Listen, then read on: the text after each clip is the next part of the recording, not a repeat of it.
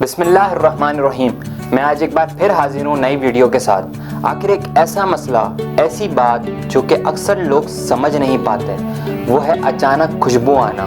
خوشبو کا انسان کے ساتھ کیا تعلق ہے، آج وہ بھی اس پوری ویڈیو میں ہم جانیں گے، اور اس کے ساتھ ساتھ تمام تر وہ باتیں جو خوشبو سے ریلیٹڈ انسان کو نہیں معلوم وہ بھی جاننے کی کوشش کریں گے، اور تمام تر خوشبو سے کیا کیا حاصل ہوتا ہے وہ بھی انشاءاللہ اس ویڈیو کے اندر میں آپ کو بتا دوں گا۔ خوشبو کا انسان کے ساتھ ایسا تعلق ہے کہ اس سے انسان کو راحت فیل ہوتی ہے۔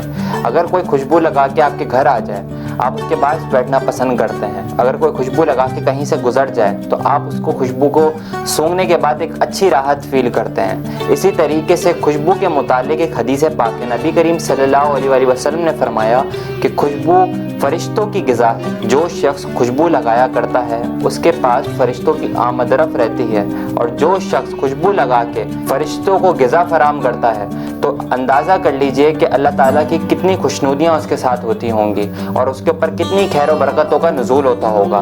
اس سے اندازہ کریں کہ نبی کریم صلی اللہ علیہ وسلم نے خوشبو لگانے کو پسند فرمایا، خوشبو لینے کو پسند فرمایا، حتیٰ کہ جمعے کے دن خاص طور پر خوشبو لگانے کا حکم دیا۔ تو خوشبو کا انسان کے ساتھ ایک ایسا تعلق ہے جس کے بغیر انسان ایک ادھورا سا ہے۔ خوشبو جب انسان لگاتا ہے تو اس کے روحانی پاوریں آنا شروع ہو جاتی ہیں۔ فار ایگزامپل کہ اگر کوئی خوشبو لگاتا ہے تو سب سے پہلے اس کے پاس تو خوشبو کی وجہ سے فرشتوں کی آمد ہوگی، اور جس شخص کے پاس فرشتے گزر کرتے ہوں، جس کے پاس فرشتے رہنا پسند کرتے ہوں، اس انسان کے لیے اتنی خیر و برکت کا باعث بنتے ہیں کہ اس کے علاوہ نیک جنات جو ہوتے ہیں، نیک اللہ تعالیٰ کی وہ مخلوق ہے جو آپ اپنی آنکھوں سے نہیں دیکھ سکتے، وہ آپ کے پاس آنا، بیٹھنا، اٹھنا یہ سب پسند کرتی ہیں۔ اس کے ساتھ ساتھ آپ کو اندازہ ہوگا کہ کبھی کبھی کسی انسان کے ساتھ اس طرح کے معاملات بھی ہوتے ہیں کہ اس کو بیٹھے بیٹھے اچانک سے خوشبو فیل ہوتی ہے، جبکہ اس کے گھر میں بھی کسی نے نہیں لگائی ہوتی، نہ کہ کسی نے کوئی گھر میں اسپرے کیا ہوتا ہے، نہ کوئی جو ہے فریشنر مارا ہوتا ہے، تو ایسا کوئی معاملہ نہیں ہوتا، لیکن پھر بھی بیٹھے بیٹھے اچانک سے انسان کو خوشبو سی فیل ہوتی ہے جس سے اس کو راحت آتی ہے۔ ایک معمولی سی مائنر سی ایک خوشبو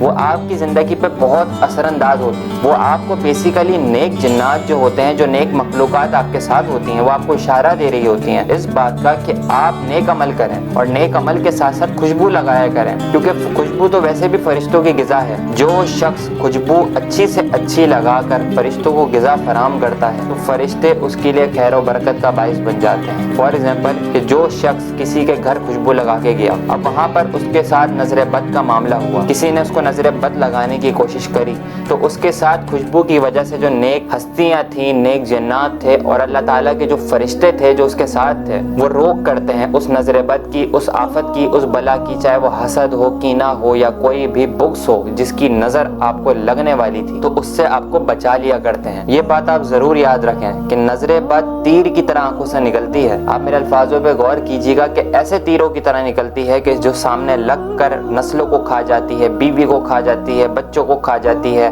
حتیٰ کہ مال کھا جاتی ہے، اور یہاں تک کہ انسان کو قبر تک پہنچانے کی طاقت رکھتی ہے۔ اور نظر بد کے جو تیر ہوتے ہیں وہ اس طرح جا کے انسان پہ لگتے ہیں کہ اس کی نسلوں کو تباہ کر دیتے ہیں۔ اور نظر بد کے تیر ایسے بھی ہوتے ہیں کہ لوگوں کی فیکٹریاں اجاڑ کے رکھ دیتے ہیں، کام ٹھپ ہو جاتا ہے، ہر چیز ختم ہونے لگتی ہے، اور انسان بے بسی کی طرف آنا شروع ہو جاتا ہے، اپنے آپ سے نا امید ہو کے بیٹھ جاتا ہے۔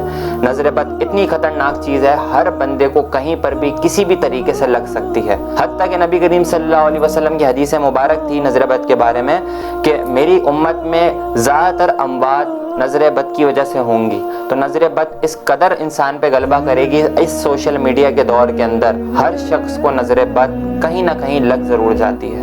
آپ دیکھیں کتنے بڑے بڑے یوٹیوبرز ہیں، کتنے بڑے بڑے لوگ ہیں، کتنے بڑے بڑے ایکٹریز ہیں جن کے چہرے جھلس سے جاتے ہیں اچانک سے۔ آپ دیکھیں کہ ان لوگوں کے ساتھ کیا معاملات اچانک سے پیش آ جاتا ہے کہ وہ بالکل ہی اپنے آپ کو رد کر بیٹھتے ہیں۔ اس کی وجہ یہ ہے کہ دین سے دوری اور نظر بد کا لگنا۔ تو جب بھی کبھی ایسے کوئی معاملات ہوتے ہیں تو ان معاملات سے آپ کو بچانے کے واسطے میں ہر ویڈیو کے اندر آپ لوگوں کو روحانی اپروچ ضرور دیتا ہوں۔ کوئی نہ کوئی ایسی ویڈیو کانٹینٹ، کوئی بھی ایسی بات ضرور آپ لوگ تک لا کے شیئر کرتا ہوں جس سے آپ اپنے آپ کو محفوظ رکھ سکیں۔ خوشبو انسان کے ساتھ ایسے اثر انداز ہونا شروع ہو جاتی ہے کہ اس کو دماغی سکون، روحانی سکون حاصل ہوتا ہے۔ خوشبو کا ایک ایسا زبردست کمبینیشن ہے بخور اور اگربتی، جو دھونی کی فارم کے اندر انسان اپنے گھر میں دیتا ہے، تو اس کو لازمی ایک کرنا چاہیے، کیونکہ فرشتے اس گھر کی طرف متوجہ ہوتے ہیں جس گھر سے خوشبوئیں آیا کرتی ہیں، کیونکہ وہ ان کی غذا ہے۔ ہر بندہ اپنا کھانا کھاتا ہے، ہماری دو طرح کی غذائیں ہوتی ہیں، ایک جسمانی، ایک روحانی۔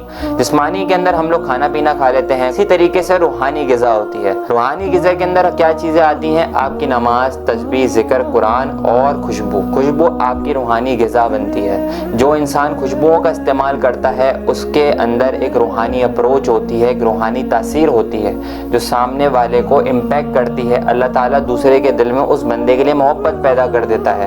اللہ تعالیٰ خوش ہوتا ہے اس بندے سے جو فرشتوں کو غذا فراہم کیا کرتا ہے۔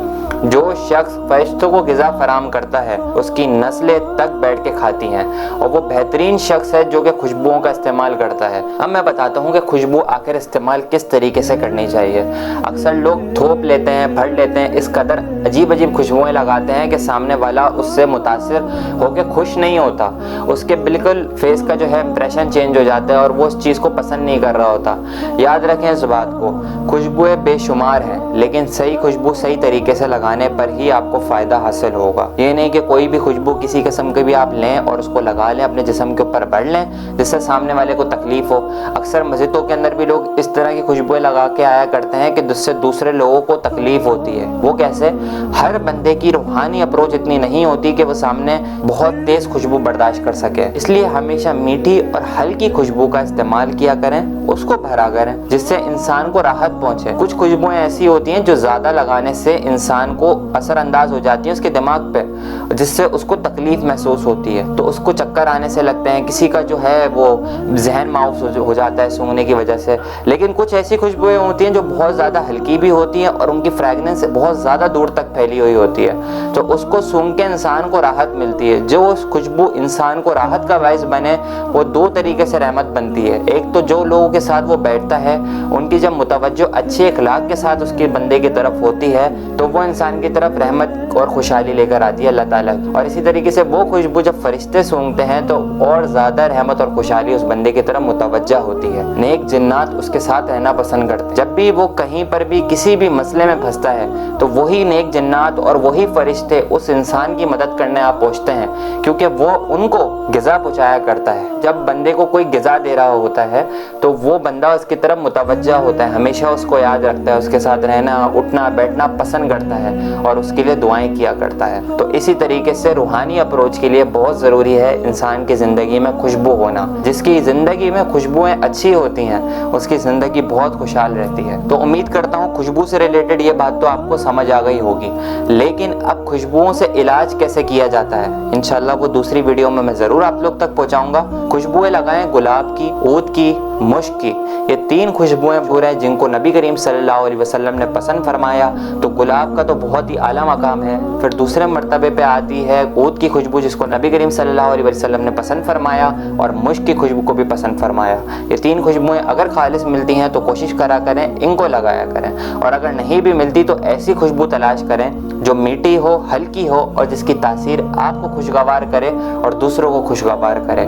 امید کرتا ہوں ویڈیو آپ کو پسند آئی ہوگی۔